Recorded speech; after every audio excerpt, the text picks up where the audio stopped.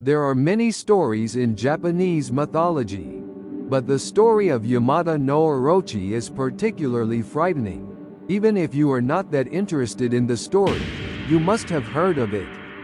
It is said to be a gigantic serpent monster, with 8 heads and 8 tails that causes a great flood that swallows the whole country. Legend has it that every year, Yamata no Orochi wants to eat the baby girls born to Izanagi and Izanami. The gods in this story devise various plans to prevent this from happening every year.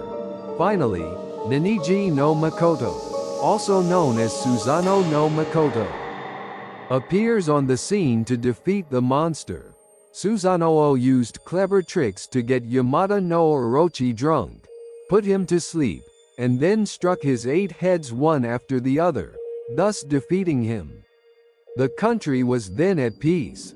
But here comes the really chilling part. One night, I was telling this story with my friends around the campfire.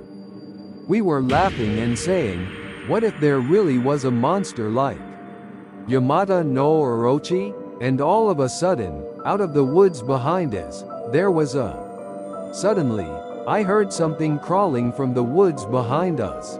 I heard something crawling in the woods behind us. At first, I thought it was someone trying to scare me with a joke. But then the sound got louder and louder, and the light from the campfire cast a huge shadow. We all turned around and there was a huge tree crawling tail. No, we saw what looked like multiple tails. Instantly, we all stopped breathing.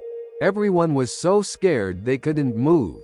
What if it was a descendant of Yamata no Orochi? What a thought, and then, poof, the shadows disappeared. All that remained was a silence in which everyone forgot to breathe. I looked it up later, but there were no sightings of such a creature in the area. But that night, something was there. Maybe an old myth is still alive somewhere. The next day, we decided to investigate the place again. When we went to that place during the day, we found many marks that looked like something had crawled all over the place. The tracks led from the campfire site deep into the forest.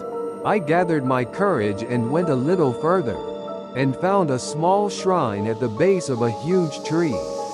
The shrine was inscribed with old, illegible words that read, "I will subdue Yamata no Orochi."